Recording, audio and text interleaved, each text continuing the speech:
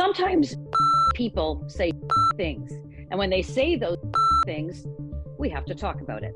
Hello, I'm Adrienne Batra. With me is Warren Kinsella. I am referring to a Hill Times columnist by the name of Erica Iffel. And when she went to Twitter, or X now, to talk about Bingo, the police dog who died in the line of duty, this vile woman decided to celebrate the death. Warren, I know that you have a bit of a history with this columnist from the Hill Times. So what was your response when you saw what she had to say about the death of Bingo the dog? I was disgusted, but I wasn't surprised. And so my history is, I used to happily write for the Hill Times, and, they were nice people and so on.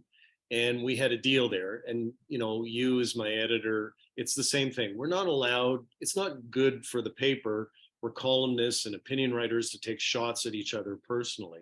And so the deal I had at the Hill Times was, nobody's allowed to take shots personally. Anyway, so Erica Iffel, I believe that's how you pronounce her name, I'm not sure, did a column going to town on me. And that's fine. I'm fair game. I'm out there publicly, and I deserve my share of slings and arrows. But she called me a racist.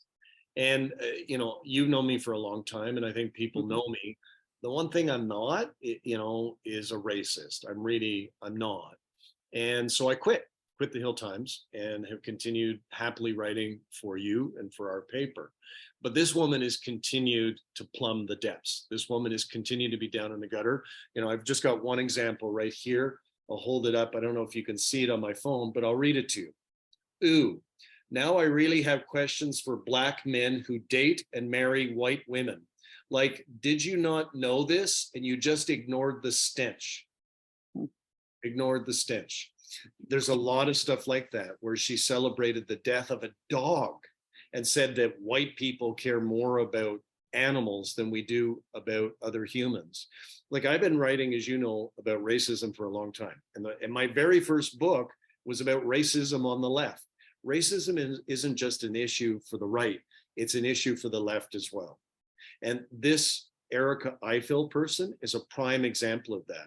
I believe that she propagates racist points of view.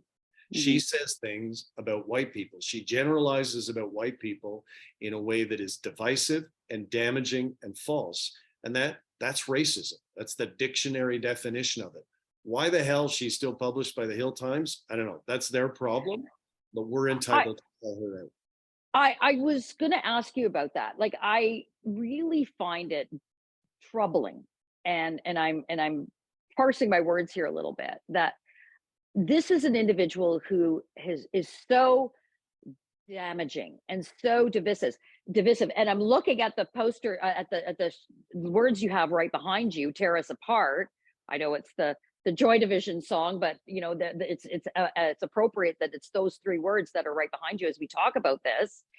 This is all meant to do just that. There's those on the left, and the types of commentary that Eiffel makes. They talk a good game that we are meant to be together, and we need to stamp out this racism, but they propagate it. Someone like her is just perpetuating it. It's so distasteful. It's so harmful. And in this day and age of quote unquote cancel culture, how does someone like this still be afforded a platform? Is it because she's on the left and they're held to a different standard? Because I can guarantee you, if anyone on the so-called center or center right had said anything even close to what she'd said, they would have lost their job, lost their family, lost their income. Everything would have been gone. Yeah, and putting up a graphic as she did, and I'm sure we can show it, of a white person, kissing, like almost in a sexual manner, a dog, saying she wrote white people before they leave the house. Like, if any of us had done that in respect of any other visible minority, as you say, we would have deservedly lost our job. The thing, I've been writing about racism. I've written 10 books, and most of them are about racism. Racism exists not just among whites, it exists with every color category, shape, size, left, right, and so on. And what she's doing is propagating racist themes. She's pushing racism. Why does the Hill Times employ her? I guess she gets them clicks. You know, I guess she brings in, you know, eyeballs of people who can't believe what her, you know, her latest outrage. But that is not what, you know, those of us in the media business should be doing, is propagating falsehoods. The stuff that she's pushing at the end of the day is a lie. It's lying about others in a way that is harmful, and it makes the Hill Times look bad, and it is not contributing to a healthy public debate. You know, if I was running the show there, and I know if you were, she'd be long gone. Well, we know that the Toronto Mayor Olivia Chow couldn't even bring herself to send condolences for the passing of Bingo the dog in the line of duty. Well, it would seem that the Hill Times thinks it's just fine for one of their columnists to be racist about it. Go to theTorontoSun.com and hit that subscribe button. You can read Ward's piece on this and coverage you will not find anywhere else. And go to X and share this video.